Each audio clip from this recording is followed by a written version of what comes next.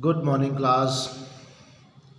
In the last lesson, we had discussed the topic exponential notation.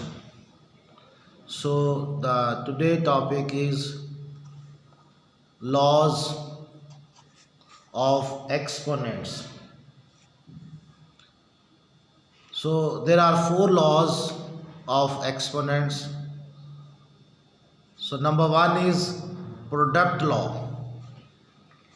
In the product law, if the bases are the same but the powers are different, we add the powers. You can see in the example 3 power 3 multiplied by 3 power 4. In this question, you can observe the bases are same but the exponents are different. कि जिसमें base जो है वो same हो और powers different हो, तो जब हम उनको मल्टीप्लाई करते हैं तो उसका रूल क्या होता है कि हम बेस को लिख के उनकी जो पावर्स होती हैं उनको हम क्या कर देते हैं, प्लस. जैसे 3 is a base and the power of 3 is 3 and power of this one is 4. तो इन दोनों को हम प्लस कर देंगे. 3 + 4, the answer is 3 power 7. This is the answer. So question number 2, 5/2 power 2 multiplied by 5/2 whole power 3. इस question में भी आप देख सकते हैं कि जो बेस है वो 5/2 है और पावर इसकी 2 है. इसकी बेस भी 5/2 है और पावर इसकी क्या है, 3 है. इन जो दोनों ये नंबर्स मल्टीप्लाई हो रहे हैं, इन दोनों की बेस जो है वो सेम है, लेकिन इनके जो एक्सपोनेंट्स हैं वो क्या है, डिफरेंट है. तो हम यहाँ पर क्या करेंगे कि बेस को हम एक दफ़ा लिखेंगे और इनकी जो पावर्स हैं उनको हम क्या कर देंगे, प्लस कर देंगे. So the answer will be 5/2 whole power 5. तो बेटा, so according to this law, what will be the formula? X power m multiplied by x power n. Okay, इसी में जो रूल नंबर सेकंड है कि फॉर एग्जांपल अगर हमारे पास जो बेसिस हैं अगर डिफरेंट हो बट अगर उनकी पावर्स जो है वो सेम हो, तो उसको हम कैसे लिखेंगे कि जो बेसिस हैं उनको हम ऐसे लिखेंगे x × y, और इनकी जो पावर्स हैं आप दोनों की देख सकते हैं, x की पावर bn है, y की पावर bn है. तो इसको हम क्या लिख देंगे, एक दफ़ा लिखेंगे, यानी कि लिखेंगे x × y whole power n. इसी रूल को मद्देनज़र रखते हुए हम क्वेश्चन कैसे सॉल्व कर सकते हैं. For example 2 power 4 multiplied by 3 power 4. So according to the rule आप यहाँ पे देख सकते हैं कि इसकी बेस 2 है और जबकि इसकी बेस जो है वो क्या है, 3 है. लेकिन अगर आप इन दोनों की पावर्स को अगर आप नोट करें तो दोनों की पावर जो है वो यहाँ पर क्या है, सेम है. तो आज हम इसको कैसे लिखेंगे, 2 × 3, यानी कि जो डिफरेंट बेसिस हैं उनको आपस में मल्टीप्लाई कर देंगे और जो सेम पावर्स हैं उनको हम इसके ऊपर एक दफ़ा लिख देंगे, यानी कि 2 × 3 whole power 4. So the result will be 2 3 6 whole power 4. Okay, number 2. If the question is in the fraction form, just like this, 3/5 whole power 4 multiplied by 1/2 whole power 4. So in this question the bases are different but the powers are same. So the same rule, this rule we will implement here. So we will multiply the bases 3/5 multiplied by 1/2, just like this, 3/5 multiplied 1/2 and the whole power is 4. So अगर तो ये number आपस में reduce हो सकते होंगे तो उनको रिड्यूस कर दें.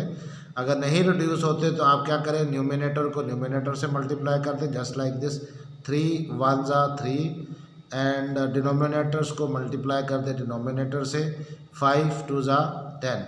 सो the answer will B 3/10 whole power 4. So this is the answer.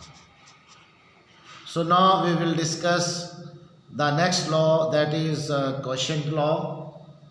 The quotient law explains the procedure for dividing rational numbers by exponent. For example, 3 power 5 divided by 3 power 3. तो you can see here कि जो हमारा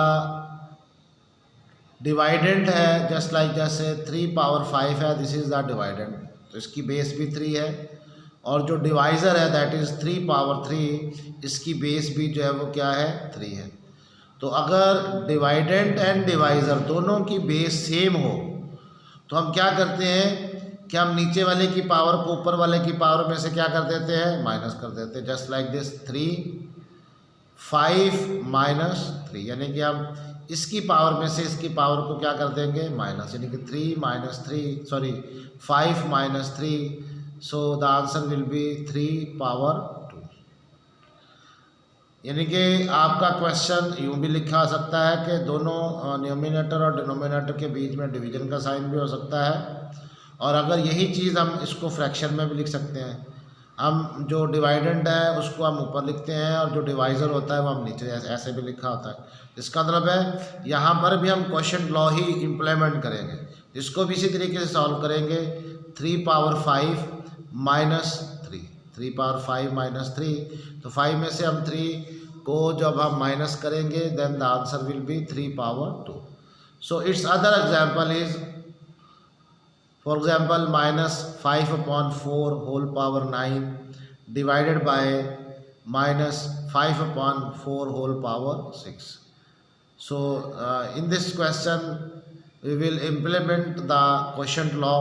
So according to the quotient law, अगर जो dividend और divisor sorry ये है dividend और डिवाइज़र अगर दोनों की बेस सेम हो तो हम क्या करते हैं कि हम डिवाइडेंड की पावर में से डिवाइज़र की पावर को जब हम क्या कर देते हैं, माइनस कर देते हैं, just like this minus 5 upon 4 9 minus 6, plus 9 में से हम 6 को माइनस करेंगे then the answer will come 3। So this is the answer minus 5 upon 4 whole power 3, that is this is the answer. जी तो बेटा इसके लिए जो क्वोशिएंट लॉ है इसके लिए जो हमारे पास फॉर्मूला बनेगा वो हमारे पास ये वाला फॉर्मूला है, x power m divided by x power m। तो यहाँ पे देख सकते हैं अकॉर्डिंग टू दिस फार्मूला अगर सेम बेस नंबर डिवाइड हो रहे हों तो हम क्या करते हैं कि हम उनके जो पावर्स हैं उनको माइनस कर देते हैं, x equal to m minus n, x power m minus n। So this is the quotient law. Okay, secondly quotient law is if the different basis numbers are dividing, just like this x power m divided by y power m। अब देख सकते हैं कि यहाँ पर जो डिवाइडेंट है इसकी बेस x है और जो डिवाइज़र है उसकी बेस जो है वो क्या है, y है। इसका मतलब है डिवाइडेंट और डिवाइज़र इन दोनों की बेस जो है वो क्या है, डिफरेंट है। तो जब हम इस टाइप के क्वेश्चंस को जब हम सॉल्व करते हैं तो हम कैसे करेंगे कि हम जो बेसिस हैं इनको एक दूसरे पे डिवाइड कर देंगे, यानी कि x अपॉन वाई, और आप देख सकते हैं इन दोनों की पावर सेम है तो होल पावर इन दोनों की क्या बन जाएगी, m, यानी कि मैंने क्या लिखा, x upon y whole power m। जी इसके एग्जाम्पल मैं इस तरीके से दे सकता हूँ। फॉर एग्जाम्पल हमारे पास क्वेश्चन है 2 पावर 4 डिवाइड बाय 3 पावर 4, तो आप देखिए इन दोनों की बेस जो है वो डिफरेंट है, ठीक है। तो मैं क्या लिखूँगा इसको 2 upon 3 whole power 4। So it's second example 3 upon 5 whole power 4 divided by 1 upon 2 whole power 4। इस क्वेश्चन में भी आप देखें यहाँ पर जो बेस है वो 3 अपॉन 4 है, सॉरी 3 अपॉन 5 है, और अगर आप इसमें देखें तो इसकी बेस क्या है, 1 अपॉन 2। और लेकिन इन दोनों की अगर पावर आप देखें तो दोनों की पावर सेम है, इसकी पावर 4 है, इसकी भी पावर जो है वो क्या है, 4 है। तो हम यहाँ पर ये वाला जो रूल है वो इम्प्लीमेंट करेंगे, x power m divided by y power m equal to x upon y whole power m। तो यहाँ पर हमारे पास आप ये इसको एज अ न्यूमिनेटर कंसिडर कर लें और इसको एज अ डिनोमिनेटर कंसिडर, इसको आप ऊपर लिखें, इसको आप नीचे लिख के होल पावर क्या कर दें 4, यानी कि आप लिखेंगे 3/5 divided by 1/2 whole power 4। Discuss the power law. जी, according to the power law में जो है वो अगर एक नंबर जस्ट लाइक जैसे 2 पावर 3 होल पावर 3, यानी कि यहाँ पर भी पावर है और इसकी होल में भी जो है वो इसकी क्या दी गई है, पावर दी गई। यानी कि अगर पावर्स पे पावर दी गई हों तो इस तरीके के जो क्वेश्चंस होते हैं वहाँ पर जो हम लॉ इम्प्लीमेंट करते हैं उसको क्या कहा जाता है, पावर लॉ। यानी कि 2 पावर 3 होल पावर 2, यानी कि इसकी इनर साइड पर भी पावर है और इसकी होल पावर भी जो है वो हमें क्या है, गिवन है। यानी कि टू पावर्स जो है वो इसमें हमें दी गई है। तो यहाँ पर जो फिर हम मेथड इम्प्लीमेंट करते हैं उसको क्या कहा जाता है, पावर्स लॉ। मतलब पावर लॉ जब हम सॉल्व करते हैं तो हम क्या करते हैं, जो दोनों पावर्स होती हैं, जैसे यहाँ पर 2 पावर 3 है और इसकी होल पावर क्या है 2, तो लिहाजा जब हम इसको सॉल्व करेंगे तो हम इन दोनों की पावर्स को आपस में जो है वो क्या कर देंगे, multiply, just like this 3 multiply bye 2, तो 3 2 ज़ा 6, ताकि अगर आप इसको फर्दर सॉल्व करना है तो 2 को 6 टाइम मल्टीप्लाई कर दें। इसी तरीके से फ्रैक्शन पर भी, फ्रैक्शन में भी ये मेथड जो है वो आप इम्प्लीमेंट कर सकते हैं। यहाँ पे देख सकते हैं 2/3 whole power 3 and then again whole power 2। तो यहाँ पर पावर्स पे पावर गिवन है, तो जब हम इसको सॉल्व करेंगे तो हम क्या करेंगे, पावर को पावर से क्या कर देंगे, मल्टीप्लाई कर देंगे। तो ये आंसर आ जाएगा हमारे पास 2/3 होल पावर 6। तो इसके लिए जो हम एक स्टैंडर्ड फार्मूला लिखते हैं वो क्या होता है, x power m whole power m। यानी कि अगर पावर्स पे पावर दी गई हों तो इसको क्या कहा जाता है, पावर लॉ। तो हम क्या करेंगे, x equal to m multiply by n। So this is the power law formula. So the last one is a zero exponent. Zero exponent mean कि अगर किसी भी बेस की अगर पावर ज़ीरो हो, किसी भी बेस की अगर पावर जो है वो क्या हो, ज़ीरो हो, that is always equal to 1। Just like यहाँ पे जैसे लिखा हुआ a पावर 0 इक्वल टू 1, ये तो एक स्टैंडर्ड फार्मूला है। लेकिन अगर किसी भी नंबर की अगर पावर 0 होगी तो उसका आंसर भी जो है वो क्या आएगा, 0। जैसे फॉर एग्जांपल हमारे पास है 4 power 5 divided by 4 power 5 equal to, यहाँ पे जब हम क्वेश्चन लॉ इम्प्लीमेंट करेंगे तो हम क्या करते हैं कि डिवाइडेंड की पावर में से डिवाइज़र की पावर माइनस करते हैं, यानी कि 5 - 5, सो द रिज़ल्ट इज़ 4 पावर 0। तो यहाँ पर अगर 4 पावर 0 है तो इसका आंसर क्या होगा, इसका आंसर जो है इक्वल टू क्या होगा, 1। तो बेटा ये चीज़ आप हमेशा याद रखें कि कोई भी वट एवर नंबर हो, चाहे हमारे पास फॉर एग्जांपल मैं लिखता हूँ 25 पावर 0, तो 25 पावर 0 मीन 1। फॉर एग्जांपल मैं लिखता हूँ 100 पावर 0, तो इसका आंसर भी मैं इक्वल टू किसके लिखूँगा, 1 के। जी, मैं कोशिश करूँगा कि नेक्स्ट क्लास में आपको ये चीज़ प्रूफ करूँ कि अगर किसी भी नंबर की पावर 0 होती है तो वो 1 के इक्वल क्यों होता है। लेकिन फ़िलहाल आप इस चीज़ को मद्देनज़र रखें कि अगर किसी भी नंबर की अगर पावर 0 आती है तो उसका आंसर इक्वल टू 1 जो है वो हमेशा लिखेंगे। जी बेटा, ये इन सारे रूल्स को मद्देनज़र रखते हुए अब हम एक्सरसाइज में से क्वेश्चन सॉल्व करेंगे। Question number 5, find the value of. तो बेटा ये याद रखें कि हमने चैप्टर नंबर 5 की जो एक्सरसाइज है वो एक्सरसाइज हम कर रहे हैं 5, पेज नंबर 68। जी, तो क्वेश्चन नंबर 1 है हमारे पास -2/3 whole power 3 multiply by -3/2 whole power 2। जी, तो बेटा अगर आप यहाँ पे देखें तो इस क्वेश्चन में जो हमारा क्वेश्चन है, यहाँ पर हम जो है वो प्रोडक्ट लॉ जो है वो यूज़ करेंगे। कौन सा लॉ यूज़ करेंगे, प्रोडक्ट लॉ। क्योंकि प्रोडक्ट लॉ में मेथड ये होता है कि अगर दोनों की बेस सेम हो तो हम पावर को जो है वो क्या करते हैं, प्लस करते हैं। लेकिन अगर आप यहाँ पे देखें तो इसमें जो बेस है वो हमारे पास है -2/3, लेकिन अगर आप इसमें देखें तो इसकी बेस है हमारे पास -3/2। तो लिहाजा भी आप यहाँ पर जो है क्या करें कि इन दोनों की बेस को जो है वो क्या कर लें, सेम। तो सेम करने के लिए क्या करना पड़ेगा कि आप इन दोनों में से किसी एक का रेसिप्रोकल लेना है, दोनों में से किसी एक का रेसिप्रोकल। लिहाजा हम ऐसा करते हैं, इसको ऐसे लिख लेते हैं एज इट -2/3 मल्टीप्लाई बाय, अगर हम इसका रेसिप्रोकल जब लेंगे तो रेसिप्रोकल का मतलब ये होता है कि आप न्यूमिनेटर को डिनोमिनेटर में चेंज कर देंगे और डिनोमिनेटर को न्यूमिनेटर में। ठीक है, अब आप क्या करें, 2 को ऊपर लिख दें और 3 को नीचे, तो ये आ जाएगा -2/3 होल पावर -2, यानी कि जो इसकी होल पावर है इसका साइन जो है हम क्या कर देंगे, चेंज कर देंगे। क्योंकि जब हम रेसिप्रोकल लेते हैं तो रेसिप्रोकल में डिनोमिनेटर फ्रैक्शन भी जो है वो चेंज हो जाता है और उसका जो साइन है उसकी होल पावर जो होती है वो भी हम क्या कर देते हैं, चेंज कर देते हैं। अब आप देख सकते हैं इसका भी जो बेस है वो है -2/3 और इसकी भी बेस जो है वो क्या है, -2/3। अब हम according to the product law हम इन दोनों की पावर्स को जो है वो क्या कर देंगे, ऐड करेंगे। तो ये बेटा आ जाएगा -2/3 -2, so the answer will be -2/3 whole power 1, या आप इसको यूँ लिख सकते हैं